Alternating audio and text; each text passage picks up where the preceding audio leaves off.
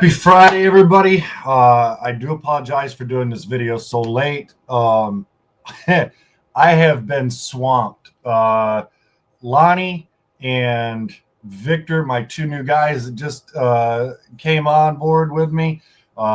These guys are awesome. They are on the ball. And to be honest with you, they've got me hopping. They've got me hopping. So again, I do apologize, and then we had power outage here this morning, and it was just, the whole area was down and everything. So, so today I want to talk to you about the truck lease purchase scandal and the FMCSA's damning report on it. So, before I get into that, I do have a little side story that I want to get out to you first. And I know I've been preachy on this, for it probably seems like forever to you right now, right? But this is a prime example of why I am so preachy on it. Okay, so there's a coffee wholesaler who is suing their broker over a missing $84,000 shipment. Coffee holding company has filed a lawsuit against Ryan Logistics for breach of contract and negligence following the disappearance of an $84,500 coffee shipment.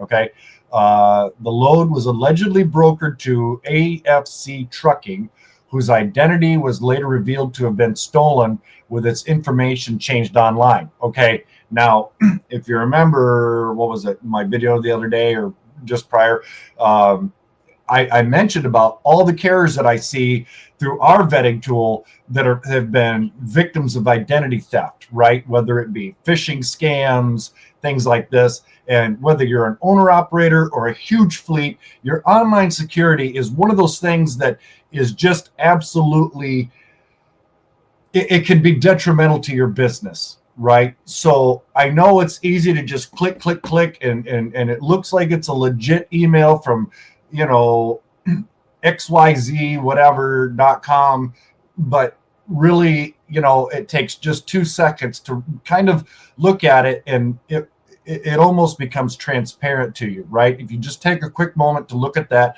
does it say .net? Is there a hyphen in that email that shouldn't normally be there, right? On the surface, yes, it looks legit, but there's little things in there, or why are they sending me this? You know what I mean? It just seems like a very odd email. So little sidebar on that. Please pay attention to your online security, right? I'm seeing too many carriers falling victim to identity theft. Okay. So moving on, a different carrier, Maya Transportation, collected the shipment but failed to deliver it to United Natural Foods in Centralia, Washington. Okay, communication with the driver was subsequently lost. Ryan Logistics tracked the load to 2 warehouses in California but never recovered it. Coffee Holding claims Ryan failed to properly vet the carrier and seek compensation. The case, overseen by U.S. Magistrate Judge Joseph, and I hope I don't slaughter this name, Marutolo, is scheduled for its first hearing on March 14. So again, vet. And this works on both sides, everybody. Okay, whether you're a carrier, vet your broker, right? As a broker, vet your carrier. And not just on the surface. RMIS and SAFER is no longer anywhere near sufficient enough to properly vet a carrier, okay? And vice versa for you carriers, it is in no way, shape, or form good enough to vet a broker, okay? And this again is why one of the vast number of reasons why I recommend, if you're factoring, that you use Operfi. Okay, if you are a new broker or a broker that maybe is just using RMIS or one of those other ones out there, right? Or you're just checking SAFER, that's no longer good. Like I said, they have in addition to their factoring service, they have a vetting partner, right, that will help you understand, know your carriers and understand the importance of finding legitimate, let me say that again, legitimate and qualified carriers to haul your customers' freight. Okay. So again, vast number of resources, whether you're looking for a TMS, you need to run credit checks, all of these kind of things, be able to offer quick pay, building your credit, right? Which is one of the things that, especially if you're a new brokerage, that many struggle with. Some are, they think, well, I can do this on my own. And a year and a half later, they still don't have any credit built. Well, the people at Operfi know how to get that done for you and get it done for you relatively quickly, right? In addition to all the other training and things, and for you carriers as well, you can run checks on your brokers to make sure that they are legitimate, right? Long gone will be the days of, getting double brokered. Okay. So, in addition, their fuel card, their veteran discounts, you guys have heard me say this before, but just a vast amount of resources to help you grow, be more successful, and help you not fall victim to these bad actors, right? And so in this instance, there's this broker, and whether it was due to complacency or they just weren't, they didn't invest in the proper vetting tools or things, you know what I mean? Either way, it happened, right? You guys have heard me talk about scenario after scenario after scenario after scenario about, carriers that I've personally spoken with, some of which I've spent a week and a half, 2 weeks with, helping them track down who the legitimate broker was on the loan, reaching out to the shipper, right? Because we weren't sure if the receiving party or the shipping party was actually the customer, right? So who are we going to invoice, right? Or who are they going to invoice? I was just there to help. I got nothing out of it other than the satisfaction of that I helped a carrier, right, get paid. Okay. But this just goes to show you, until the FMCSA steps up, right, and stops letting issuing authority to these bad actors who are using virtual offices, PO boxes. You've heard me talk about this before. I've seen addresses go to a church. I've seen addresses go to a Goodwill, right? It goes on and on and on and on. It's things like this. They're not legitimate. They're operating overseas somewhere. Right? There's no recourse, there's no fallback, there's no anything. And it's putting carriers and brokers out of business. So in my humble opinion, the FMCSA needs to do a better job at vetting who they're issuing authority to.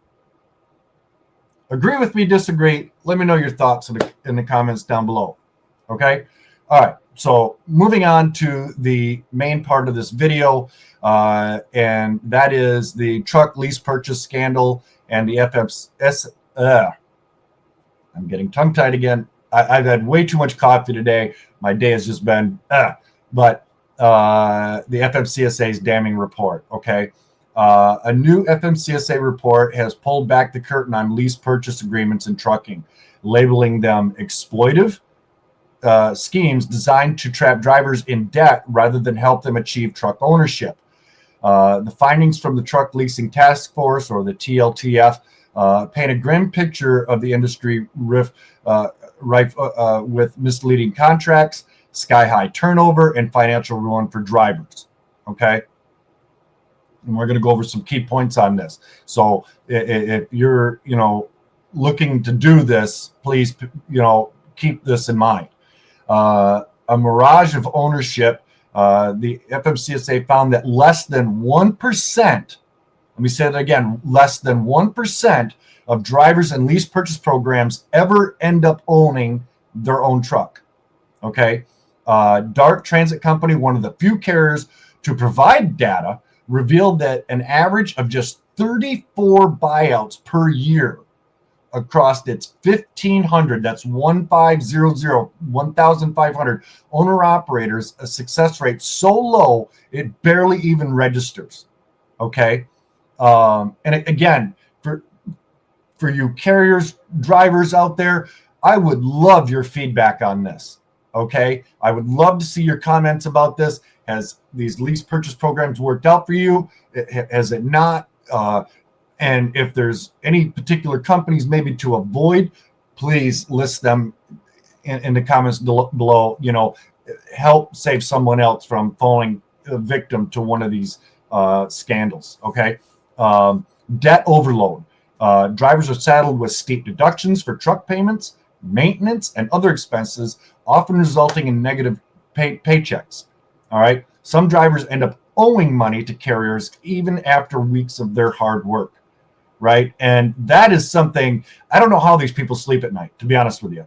And I'm probably going to have a stroke before the day's done because, I got into a conversation with one of my coworkers about all the fraud that's running through the industry. And it just, and maybe I'm letting it bother me a little bit more because not all of it affects me. Right. But I have a lot of you that are friends of mine that are owner operators, agents, brokerage owners and things. And, it would hurt to see something bad happen to anybody in this industry, right? I always feel, I don't know, maybe I'm over emotional about it, whatever, but I really don't ever want to see anybody fall victim to anything. And I want to see everybody succeed in this industry. And now that we're starting to see that balance in the industry a little bit, and it is slow coming, right? It's slow to happen, but it is happening.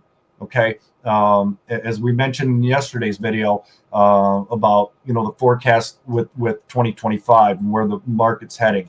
But yeah, I always hate reading. It almost makes me sick sometimes reading some of these posts and comments and things about bad things that have happened and falling victim to some of these scams.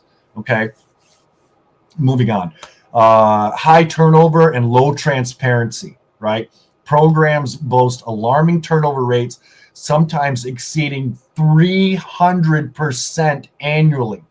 All right. With drivers cycled in and out while paying for trucks they'll never own. Contracts often include opaque language, making it nearly impossible for participants to understand the financial risks, right? Because they've got some back alley lawyer probably writing this stuff up for them, right? You know what I mean? Using a bunch of mumbo jumbo, and you've got to Google the definition of probably every third word in the agreement. It's garbage. Misclassification woes. All right. Many drivers are misclassified as independent contractors, robbing them of legal protections while keeping them tethered to carriers' control over routes, loads, and pay. All right. So you're like, okay, Tim, what is the FMCSA's conclusion of this? I'm glad you asked. Okay. These programs are structured to prioritize carrier profitability at the expense of drivers who are sold dreams of independence, but delivered a financial nightmare, right? And especially with the way the market's been the last few years, for any of you that are pulling this scam on drivers, shame on you. And there is a special place in where for people like you. I don't know how you sleep at night, and karma is going to get you. Okay. The task force heard no evidence that lease purchase arrangements were an important means for drivers to achieve truck ownership or to become small business owners, right? Isn't that kind of like the American dream, or at least it used to be? You know what I mean? To be successful, maybe own your own business and things like that, and things like this that are not only making it difficult, but just setting you up to fail, right? In fact, all the comments and the data TLTF saw suggested that driver success is rare enough that programs seem designed to ensure failure for the overwhelming majority of drivers, right? Like I just mentioned. The damning FMCSA findings echo legal battles that have exposed the predatory nature of lease purchase programs. Okay. It was common in office culture to dread Tuesdays and Thursdays because most driver managers would assume that they would be having difficult conversations with their drivers regarding negative paychecks. as in they owed the company money. Okay. Here's some examples. Brandt versus Schneider National. Lease purchase drivers alleged misclassification as contractors, inflated truck payments, and underpaid loads, creating a system that made truck ownership nearly impossible. Okay. Cervantes versus CRST. Drivers claimed CRST's lease program led to negative paychecks due to excessive deductions, alleging misclassification and labor law violations. Right? As if drivers and you guys didn't have it bad enough out there. We got to deal with. Like I said, I'm gonna have a stroke. Roberts versus Trans Am. This case highlighted how Trans Am's lease purchase agreements left drivers in financial ruin with hidden fees and deductions that made it nearly impossible for drivers to break even, let alone own their trucks. Okay, so what's the meaning of trucking, right? Lease purchase programs are more than just bad deals for drivers. They threaten the stability of the trucking industry itself. Okay, trucking moves over 67% of U.S. domestic freight. All right. Yet the practices exposed by FMCSA and these lawsuits show the industry at odds with its workforce. Okay. Drivers, y'all, I love you. You are the backbone of freight. Okay. And you guys are being pushed out due to unsustainable conditions. All right. The FMCSA and industry advocates are calling for sweeping reforms, including a ban on lease purchase agreements and stricter oversight of driver classification. Okay, so I know I got a little hyped up there. Like I said,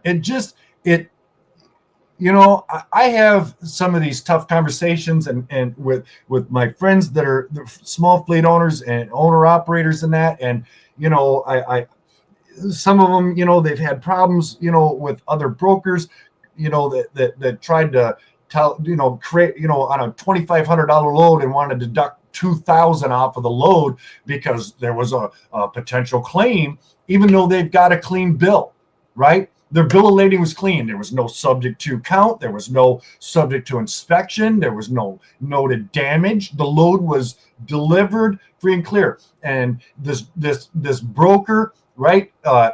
Me being one, I'm not a fan of all brokers because some of y'all need to take a chill pill. Okay. And he was getting nowhere with this broker and, was trying to find out exactly what this was all about, why they were deducting $2,000 from him.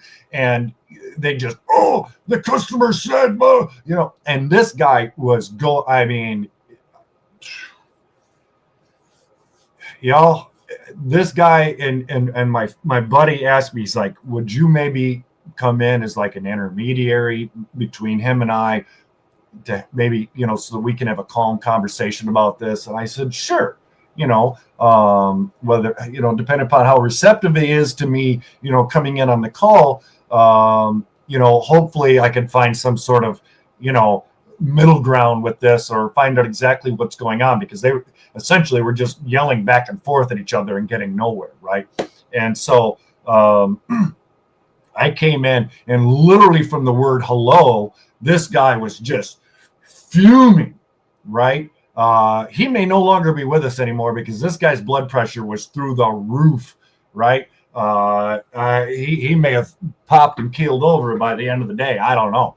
But, there's no need for that, right? And for any of you carriers that have worked with me, you know that I very rarely get upset. And if I do, normally it's on your behalf. Right? When I've got a receiver that doesn't want to sign paperwork and send it back because there's a problem with the load, even though you weren't allowed to look at the load or anything, because I've run into those instances and I hate those loads and I don't want to do those loads just for this reason. And I've had to, and I know I've used this example before, but I have literally told drivers, or told receivers, you know what? I'm going to call my driver and tell him to pull up about 100 feet. He's going to kick it in reverse as fast as he can, and he's going to stop short of your dock. It's coming off that truck one way or another. And if you don't sign his paperwork and hand it to him, we're out, right? Load be damned. I don't care. I about had enough of it because they were being completely unreasonable, right? And, you know, it was getting to the point where, you know, and it was just a small load. It was you know, anyway, I ended up paying them detention out of my own pocket because, you know, after fighting with this receiver for, I think it was like 3.5 hours or something like that, just trying to get his paperwork back. And it wasn't his fault. It wasn't his fault, right?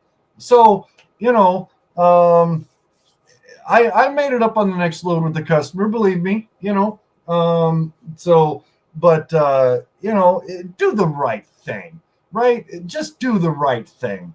You know, build your relationships, especially going into 2025 and the outlook in the market. Build your relationships. I can't stress that enough. For your brokers and carriers, build those relationships, right? Have those conversations, talk to each other, communicate. There can be synergy between us, right? I have some of the greatest relationships with my carriers. I wouldn't give them up for the world. And that's why I don't tell you their names, because I'm keeping them, right? I don't want anybody trying to steal them away from me. I love them. You know, how's the family, this and that. I talk to their wives, you know, they tell me about their kids and things like that. We have those kinds of conversations. They become my friends, you know. So anyway, I'll quit rambling on, let you get back to your weekend. But anyway, this was just something that, you know, and I still have work to do. So this was just upsetting me to the point that I really wanted to get this video out. And again, I hope to see your comments on this and you know, your opinions, and if there's any other companies that you feel that, you know, other viewers need to watch out for. And I will be posting this video in the Facebook group. So again, please comment there as well. We've got, you know, many members there. I forget the exact number right off the top of my head, but, you know, help someone else, you know what I mean? And likewise, somebody else down the road may help you. Okay. With that, like I said, have a great day. As always, be kind to one another. Until next time, bye-bye.